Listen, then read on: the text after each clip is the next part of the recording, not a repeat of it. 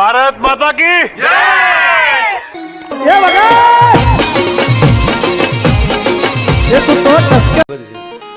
અને જેણે હાથી હળ આંક્યા છે અને ખબર હશે હળ છોડવાનું હોય ને ત્યારે થોડુંક સાહે ચડાવીને પછી હળ છોડવામાં આવતું છે। ઘણા ત્રણ પાનાનું પુસ્તક લખે ને હેઠે લખે સમાપ્ત।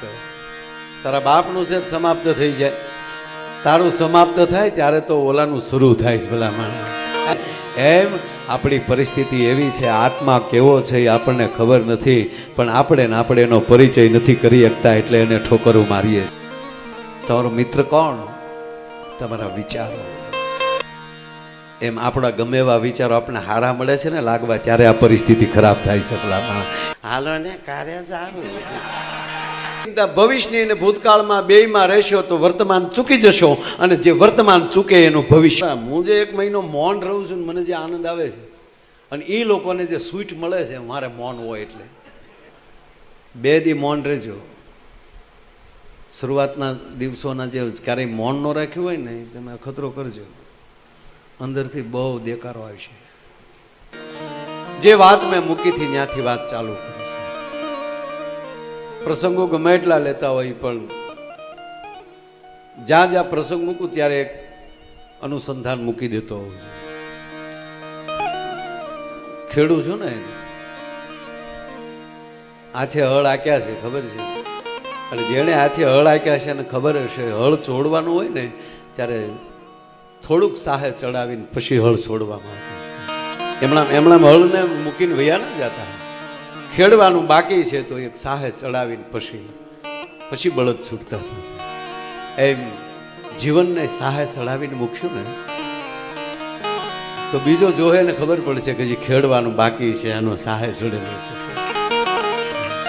ઘણા ત્રણ પાનાનું પુસ્તક લખે ને હેઠે લખે સમાપ્ત। તારા બાપનું છે સમાપ્ત થઈ જાય, તારું સમાપ્ત થાય ત્યારે તો ઓલાનું શરૂ થાય છે ભલા માણસ।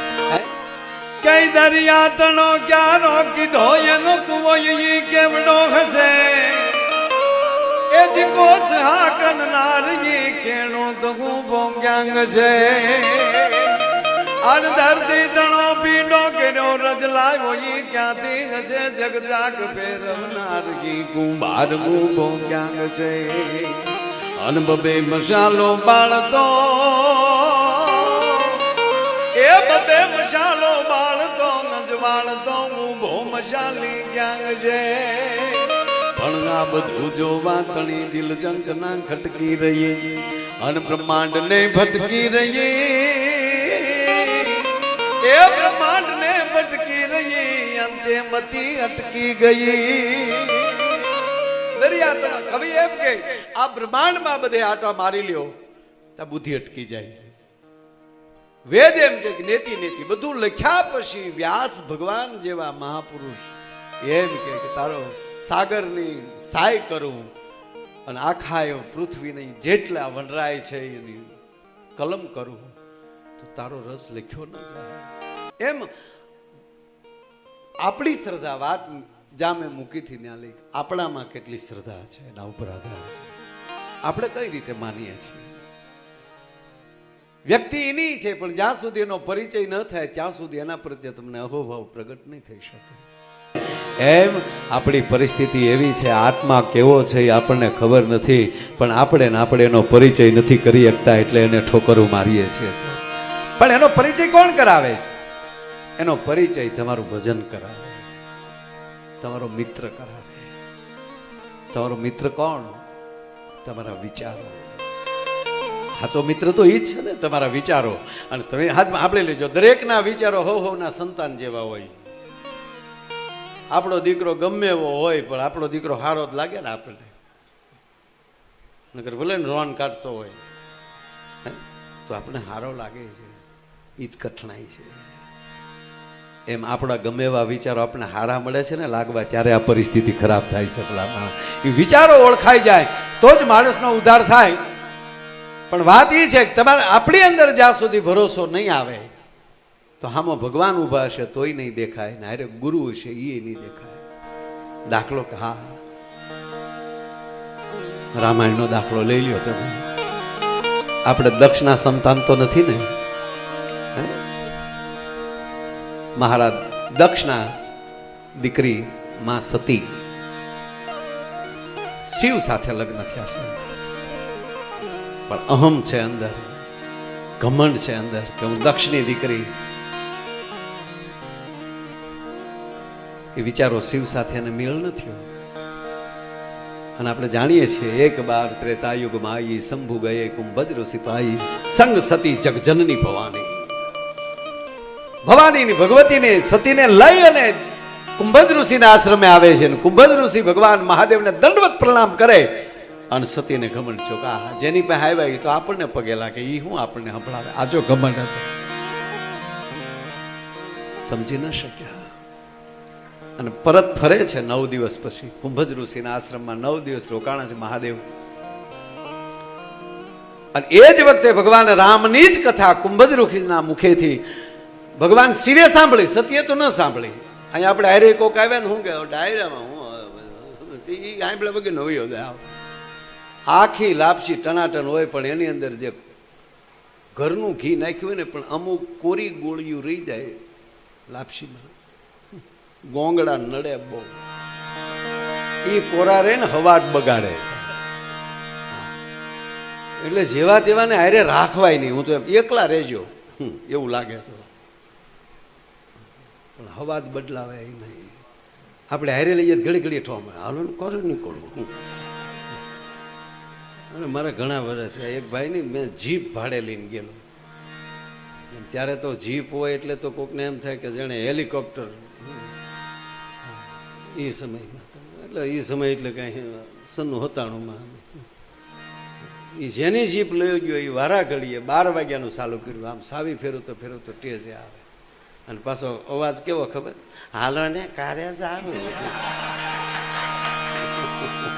મને એવો ભૂંડો લગાડે વાત તમે તો કીધું છો 2 કલાકમાં આવ્યો જવાનું છે. મેં મારા બાપ આવું કાંઈ બોલ્યો નથી ને તું ક્યાં, પણ મૂળ એને રજૂ થવું હતું જીપ મારી છે. એટલે મેં માઇકમાં કીધું કે આ ભાઈ જે છે ને એની જીપ હું ભાડે લઈને આવ્યો છું, મારે ઘરની જીપ નથી, આ ભાઈની જીપ ભાડે છે. હા એમ કે તો હું વાંધો તેદું મારા બાપના આમ કોઈ દેની જીભ લઈ ગયો હતો સાહેબ. કરી સતી ન ઓળખી શક્યા કારણ કે જેની ભેળા બે નારા ભરમાણા મોટાના તળિયા ન મળ્યા. અને એક ઝીણી વાત છે, જ્યારે રહેવું ત્યારે વર્તમાનમાં રહેવું. જ્યાં હોય ભૂતકાળને ભૂલી જાઓ, ભવિષ્યની ચિંતા ન કરો. આ બેયની ચિંતા ભવિષ્યની અને ભૂતકાળમાં બેયમાં રહેશો તો વર્તમાન ચૂકી જશો, અને જે વર્તમાન ચૂકે એનું ભવિષ્ય કોઈ દી સારું ન થઈ શકે છે. કારણ કે હકીકતમાં હવે તમે સાંભળજો કે અહીંયા આપણે બેઠા છીએ બરોબર, અહીં બેસી ગયા તો બસ અહીં બેસી ગયા. કોણ બેઠા છે ને કેટલા બેઠા છે નહીં, અસ્તિત્વ આપણી ભેગું બેઠું છે. પંચ તત્વ આપણી સાથે બેઠું છે, 5 દેવ આપણી સાથે બેઠા છે, અને એમાં અહીંયા તો બાપુ બેઠા છે સામે. એટલે મને બહુ ગમે છે આ વાત કે જ્યાં આપણી અંદર ભરોસો ન હોય, આપણી અંદર જ આપણા ઉપર વિશ્વાસ ન હોય. ઘણા જોજો પોતાને જ એમ થાય આવું થશે, આપણાથી થઈ શકશે. હું મારા વિદ્યાર્થીઓને કહું છું સ્કૂલે બેસું ત્યારે કે જે વર્તમાન ચૂકી ગયો, મને હમણાં એક ભાઈ હશે પ્રશ્ન કર્યો મને કે મારા ભાઈ ભૂત એટલે શું? એટલે એક આખો વર્ગ છે, મને મળજો પછી તમને દેખાડીએ તે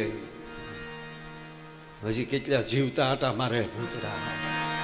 સતત જે ભૂતકાળમાં પડ્યો રહે, ઓલે મને આમ કીધેલું, ઓલે મને આમ કીધેલું,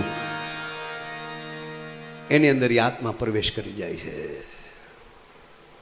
તમે જેવું વિચારો ને એવી ચેતનાઓ આકાશમાં ફરે છે, એ તમારી અંદર દાખલ થઈ જાય. તમે 3 ગ્લાસ ઉપરા ઉપર પાણી ન પી શકો, આ 8 ગ્લાસ અમુક લઈ લે. કોણ લઈ લે છે? એ નથી લેતો, ઓલો આત્મા પ્રવેશ કરી જાય છે. અને પછી જ્યારે ગમે એમ બોલાઈ જાય છે, જ્યારે ઈ વયો જાય ત્યારે એમ થાય કે હારું મારે બહુ આવું છું. બસ જિંદગીમાં એટલું જ ધ્યાન રાખવાનું, ભૂતકાળની આપણી ચિંતા ન થવું જોવે છે કે આપણે આવું કર્યું એમ છે. બસ એટલી જ વાત, બીજાએ શું કર્યું નથી જોવાનું. કેટલાની સાઈડ કાપી, તમે કેટલાની આગળ થઈ ગયા એ નથી જોવાનું. તમને જગ્યા ક્યાં મળી છે એમાંથી પસાર થવાનું છે. આપણને ક્યાં ગેપ મળે છે એમાંથી પસાર થવાનું ને એમાંથી જે પસાર એટલે એ ભાઈએ મને કીધું મને કે ભૂત એટલે શું? મેં કીધું સતત જે ભૂતકાળમાં પડ્યો રહેતો હોય એ ભૂત છે. બસ હું વર્તમાન છું. એ બેઠો બસ અહીંયા બેઠા છે બસ ભરપૂર સાંભળીએ, ભરપૂર બોલીએ. અરે જમવા બેઠા ભરપૂર જમી લઈએ, બે જ રોટલી ખાવ, તું રહેવા દે, હા એ રહેવા દે, એ રહેવા દે. ઓઝરીને જેટલી મોજ આવે ને એટલી હો. બસ અમુક તો બધું હવે નહીં એમ 18 લાડવા ખાઈ જાય પાછા. મેં જોયું હો, અમારે તો જે ફરાળમાં હાલતું થયું હતું. કનુ દાદો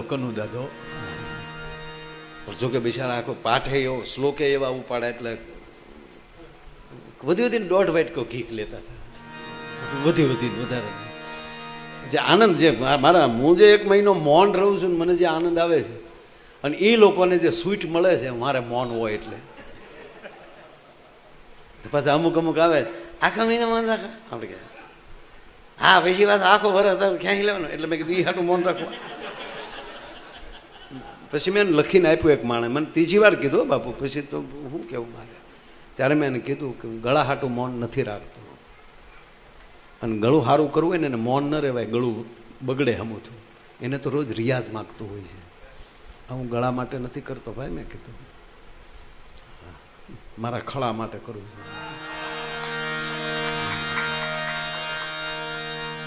જે મૌનની જે મજા છે ને સાહેબ, તમારા ક્રોધને ઓગાળી દે.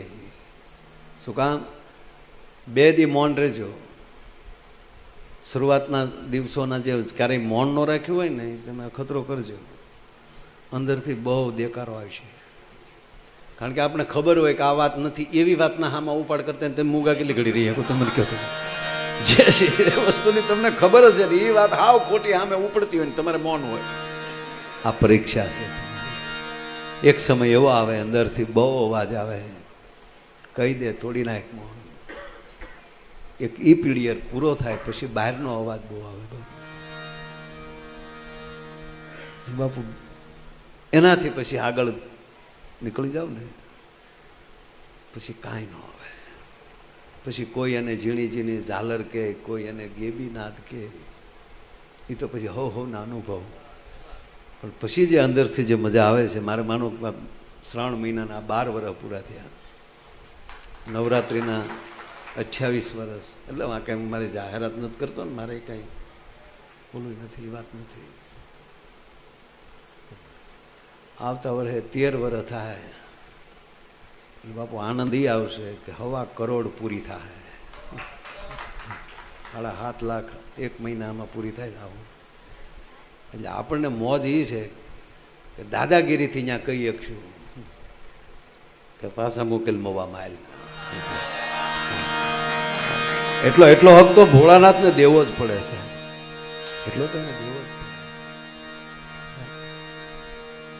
પણ ભરોસો અંદર હોય. સતી દક્ષના કન્યા હતા, દક્ષના દીકરી છે.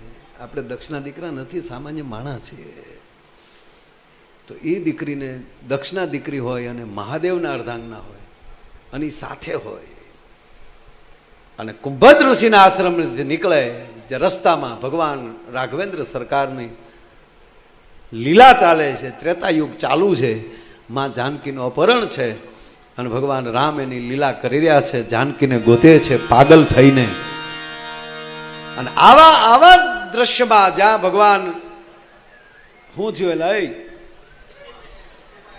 એટલે મારા વાળામાં રોતો નહીં હતું, માથા ભારે માણસ હોય, ભલે ભલે ને બેહવા ગયા ને એટલે હામો બે જાય હરકાય. અહીંયા સારી વાત હાલે છે, આ લાઈવ જોવે બધી દુનિયા આખી, એમાં આબરું હું પછી એલા છોકરો રોવે હું કામ લાઈવ દેખાડ છું.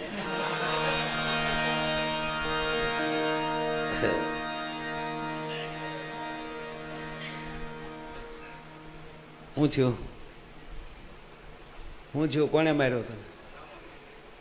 નામ દે ની મને.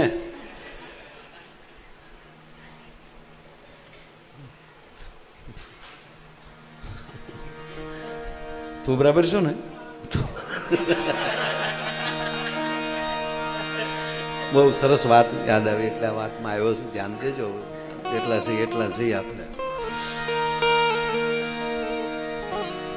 ભગવાન રાઘવ એની લીલા કરી રહ્યા છે. વૃક્ષનો પૂછે મારી જાનકીને જોઈ? વાલ્મીકી રામાયણમાં તો એવું છે. મૃગલાઓને પૂછે તો મૃગલા ઘાસ ખાતા જાય અને આમ ઓછું માથું કરતા જાય, ઈશારો કરે કે આકાશ માર્ગે ગયા.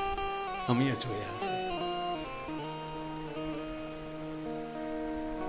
આવી પરિસ્થિતિમાં જોયા ને ભગવાન આશુતોષ મહાદેવ દૂરથી વંદન કરે છે. સચ્ચિદાનંદને મારા પ્રણામ. વાહ ના વાહ પ્રભુ, શું તમે લીલા કરી રહ્યા છો? આ સતી જોઈ ગયા, તરત પ્રશ્ન કરે છે તમે કોને પગે લાગ્યા? જેનો એક ઘડામાલી જન્મ થયો એની પાસે કથા સાંભળવા ગયા અને એક પાગલ અવસ્થામાં જે ફરે છે એને તમે પ્રણામ કરો છો. કોણ છે? દેવી, આપને હું પગે લાગુ છું. આપ સંદેહ ન કરો, એ મારો નારાયણ છે. એનો અવતાર કાર્ય ચાલુ છે. આ એની લીલા ચાલે છે. એની લીલામાં આપણે કઈ અપસેટ ન કરાય એટલે મેં દૂરથી એને પ્રણામ કર્યો. વાત સાચી છે. કોઈ સ્કૂલમાં તમારું બાળક ભણતું હોય અથવા તો ગામમાં નવરાત્રિ રમાતી હોય અને તમારો જ દીકરો કોઈ પાત્ર લઈ અને સ્ટેજ ઉપર પાત્ર ભજવતો હોય, કૃષ્ણ પરમાત્માથી એની આવ્યો હોય, તો ભલે તમે એના પિતા રહ્યા પણ તમારે તેને કૃષ્ણ તરીકે જોવા પડે. શું કામ? એને પાત્ર જે લીલા કરે છે ને એ કૃષ્ણ. આજે એમ ન કહેવાય કે હાલે ટપડા ઘર આખો ખેલ બગડે એનો ને આપણો ને આખા ગામનો. ભગવાન શિવ કહે છે કે દેવી, પ્રભુની લીલા ચાલે છે, આપ સંદેહ ન કરો. ના, મારે જાવું છે. હદ થઈ છે ને કે તો તમે જાઓ, હું હાલતો થાઉં છું. પણ દેવી વિનંતી કરીને કહું, મારા પ્રભુની પરીક્ષા ન લેશો. નારાયણ કરુણા નિધાન ભગવાન મહાદેવ હાલતા થયા ગયો, તમને છૂટી લ્યો, જાઓ. કોઈ હોય ને એક બે વાર કહેવાય, પછી કહેવાય તો તું તને સારું લાગે. અને હું તો એટલું કહું સાહેબ, ભગવાનની પૂજાઈ જે કરતો હોય અને યજ્ઞ કરતો હોય, XYZ મારી વાત નથી, એનો કોઈ દી શત્રુ ન થતા. કોઈ પણ ધર્મ કાર્ય કરતો હોય એનો શત્રુ ન થતા. એનું કારણ એ કહું કે પ્રથમ જ પૂજામાં દીપ પૂજા. દાદા દીપ પૂજાનો શ્લોક કયો છે? આરોગ્ય ધન સંપદા.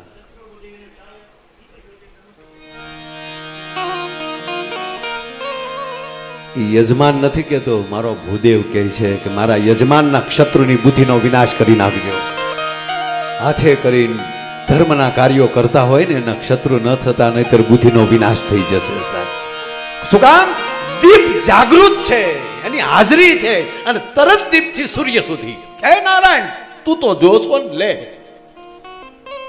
હે આદિત્ય, હે દિવાકર,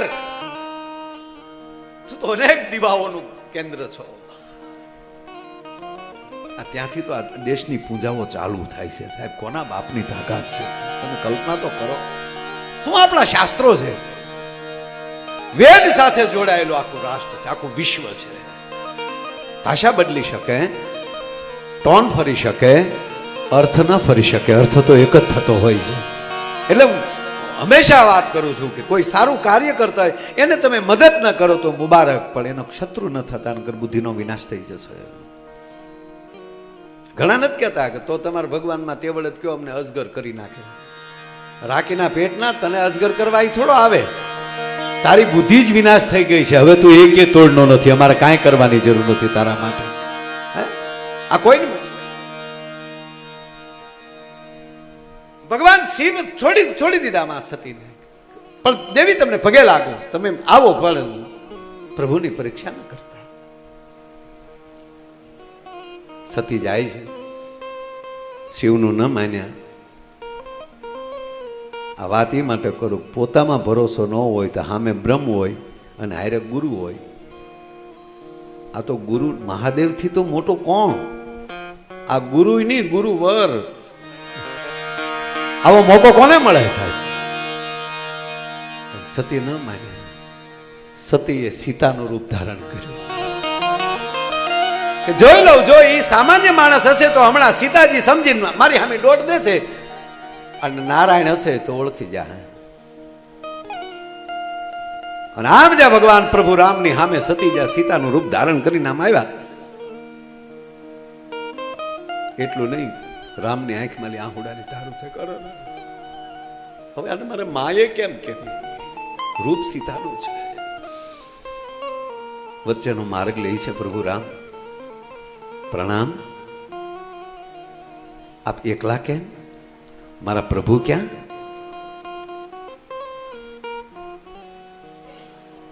મળ્યા વગર પાછું ફરી જવું પડ્યું. માફી માગ્યા વગર પાછું ફરી જવું પડ્યું. કેમ માફી માંગે? રામ મને માફ કરજો કેમ કેવું? તા તો મહાદેવ કૈલાસ પહોંચી ગયેલા. સતી શું કરે છે એ સમાધિમાં જોવે છે. ઓહ, મારી સતીએ મારી માં જાનકીનું રૂપ ધારણ કર્યું. હવે આનું અર્ધાંગના કહું કેમ? જ્યાં સંદેહ પેદા થશે તો એક પણ કોરના નહીં રહો, તમે એક પણ કિનારે નહીં જઈ શકો.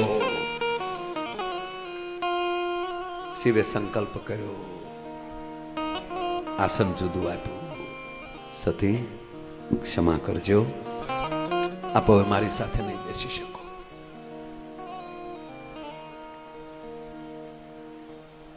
સમાધિમાં બેસી જાય છે મહાદેવ.